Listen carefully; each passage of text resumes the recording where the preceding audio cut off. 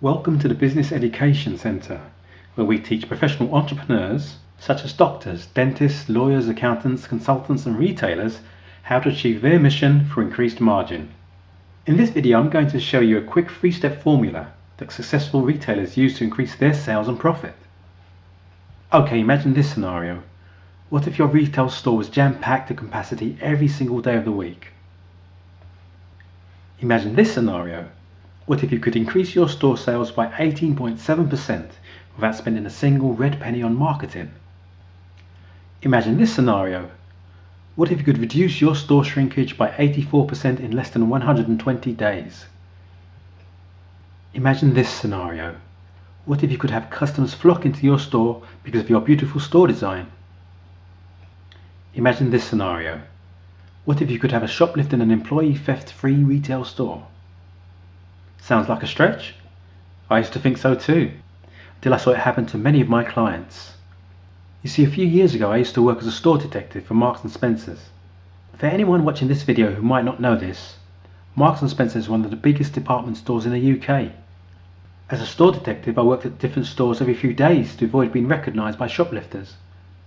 One day when I arrived for work in one of the stores, while being briefed by the person I was to take over from, a couple walked into the store, headed straight for the coat rack. The female took one of the coats, tried it on, and confidently walked past us.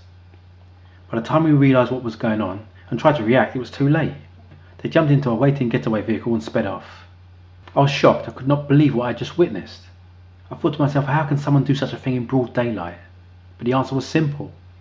They were able to get away with it because the coat was displayed right next to the entrance. It was a £900 coat. In one of the stores, Marks and Spencer was sharing the toilet facilities with Sainsbury. So what shoplifters did was steal from Marks and Spencer, head towards the toilet, pass through Sainsbury's and escape. And they did the same with Sainsbury. They steal from Sainsbury, pass through Marks and Spencer and escape. If we noticed and stopped them, they'd just claim they're going to the toilet. Technically they were right, so we could not arrest them. Once in a while we got lucky. The really dumb ones will steal from us, then while passing through Sainsbury, decide to steal from there, and in the process get caught. We did everything within our powers to get top management to come to grips with the fact that a large percentage of shrinkage in the stores was preventable. I'll argue that 84% of our shrinkage at Marks and Spencer was preventable. As a retail consultant, I have proved this hypothesis many times with my clients. I've continuously demonstrated to them that 84% of their shrinkage is preventable. The explanation the store managers gave for placing £900 coats at the entrance of the store was they wanted to increase sales. Well, this explanation puzzled me. I couldn't understand why the store managers were enduring thousands of pounds worth of losses, all in the name of increasing sales. I remember having a conversation with a store manager in London Coney. Picture this, right? The store in London Coney is literally in the middle of nowhere. The store had 3 entrances. Most of the times there are only 2 security officers plus me. There are times when I was the only security personnel in the store. And in this store, high-priced ticket items were placed right next to the entrance. On many occasions, shoplifters will drive close to the entrance, dash into the store, grab as much goods as they can and jump into a waiting vehicle. In my conversation with the store manager, I informed him that the locations of products made them vulnerable to theft. He responded that he did not make merchandising decisions. It came from head office. Why don't you inform your head office about the losses the store is incurring because of the merchandising decisions? I asked him. His response was the guys at the head office were professionals who knew about increasing sales more than I did. Although at the time I did not have the answers, I knew they were wrong. There had to be a better way of increasing sales. I must admit, at the time I did not know anything about increasing retail sales. However, I knew instinctively they were wrong. Stupid. I knew placing £900 coats at the entrance of a store with no security in the name of increasing sales was criminally stupid. And to add insult to injury, at the time Marks and Spencer did not even have EAS alarm at their entrances. But I had no means of proving my hypothesis at the time. So when I went into retail consulting, even though I was a loss prevention consultant, my entire focus was to answer the question, is it possible to increase retail sales without increasing shrinkage? After many years of training and consulting some of the most successful retailers in the world, I can say without a single shred of doubt that it is indeed possible to increase retail sales without increasing retail shrinkage. The obvious questions that will go through your mind right now is how? How do you increase retail sales without increasing retail shrinkage? It can be done when you have a trio of good store design, an attractive visual merchandise display, and effective loss prevention strategy. For the majority of retailers, store design means hiring a handful of builders or carpenters to knock together a few shelves. However, a beautiful store design is more than just shelves. In the same token, a visual merchandising display is not just about placing merchandise on the shelves.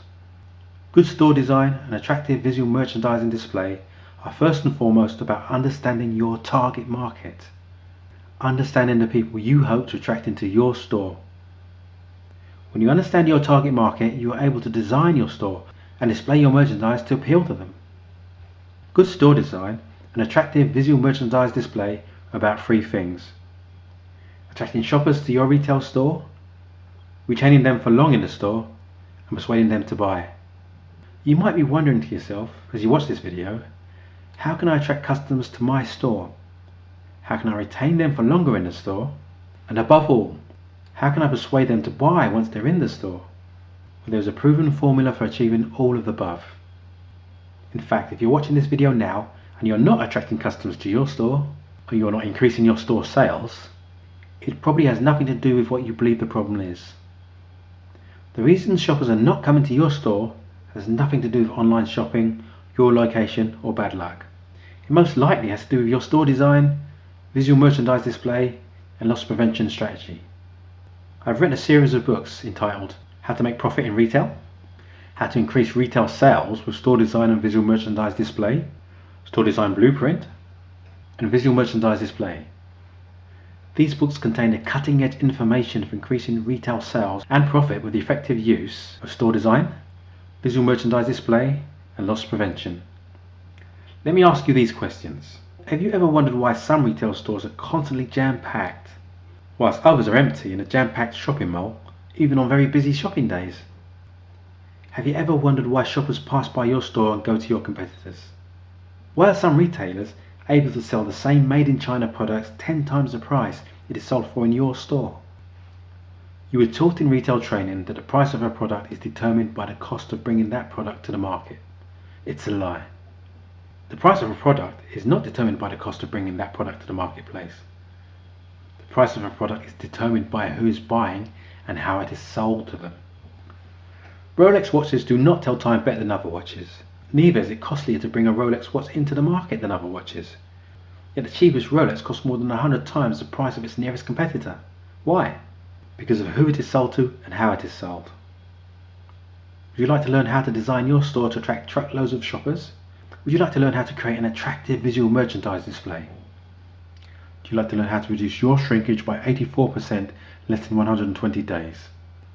If your answer to any of the above questions is yes, click the buttons below and order your book now, so you can increase your store sales and increase your store profit margin. Each of the books have their full retail price next to them. However, because you've taken your time to watch this video, as a token of my appreciation, I'll give any one of them to you for 50% of the retail price. How to Make Profit in Retail is a combination of all of the books, so if you choose to buy that, you don't need to buy any of the others. How to Increase Retail Sales with Store Design and Visual Merchandise Display is a combination of Store Design Blueprint and Visual Merchandise Display. Go ahead, take advantage of this 50% offer so you can start increasing your store sales and profit now. These books contain the same strategies used by the most successful retailers in the world. The books contain the strategies I've taught to retailers who pay £497 and $1,800 to attend my training workshops. What you are getting when you buy the books is the information that other retailers paid £497 and $1,800 to learn. These are a few of the reviews of the books on Amazon and Smashwords.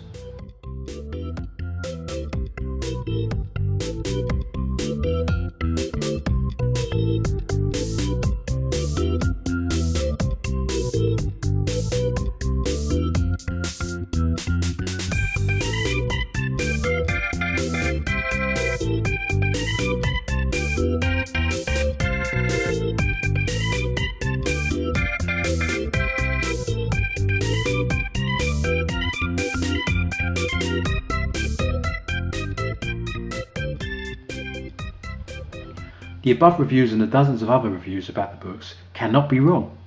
Click on the Buy Now button and order your copy now. Remember, no margin, no mission. Click on the button below to order your copy now, and you will also get immediate access to the e-copy when you await the arrival of your paperback.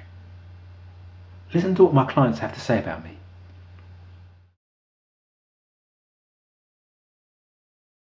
I think it's been an excellent class. I think the preparation was pretty good, and thank Romeo so much, and Amy, and of course we learned a lot from you, Matthew.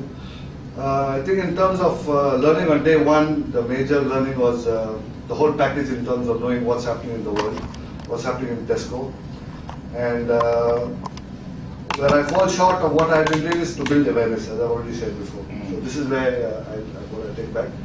The second is getting the right people in the team involved. You know, before coming here, I thought the most important thing is filling the positions with the number of people who can go and do a certain investigation or to go and help a store. But today I realize that's not the best approach. We need to be more selective about who we put in.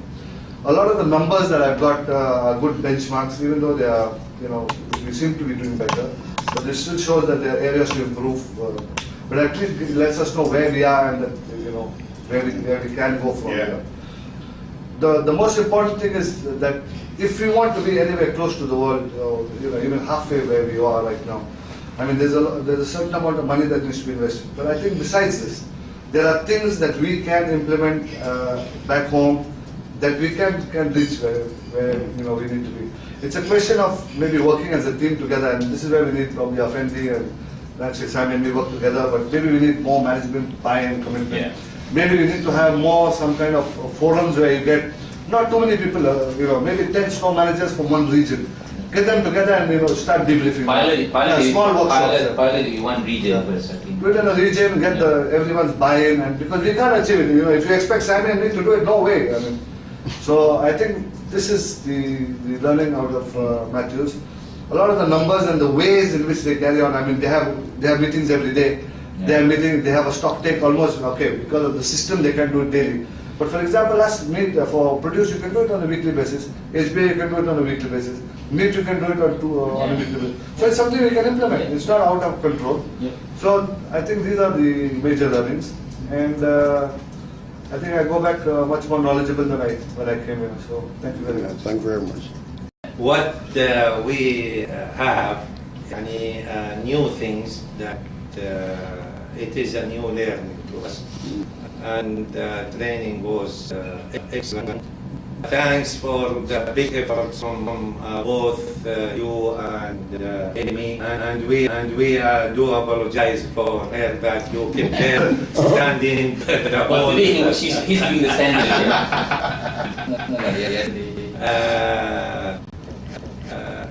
The presence of Matthew, in fact, it added very big value to us, and we learned a lot of things that we are not implementing. But as Gary said, the system is helping them to implement a lot of things that we cannot do. But we promise that in the five coming years we come back and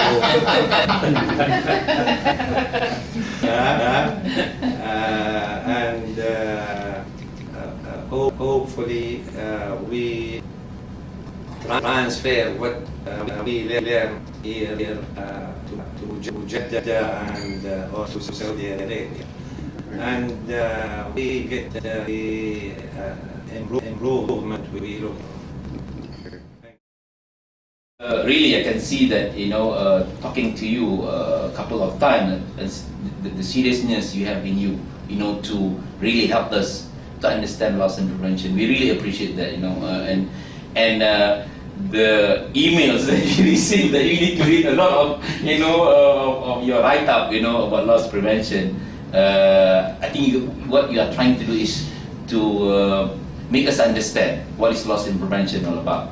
So that's one thing that I like about you. You try to help us and you try to understand. Because another thing that I like about you that you send emails that I'm willing to come to Saudi to look at your Maybe one supermarket. day Banda hires him as Yeah, a loss might be. prevention. Yeah, might be that. So I like that. But I like very much يعني being very patient with us. Yes, especially with you.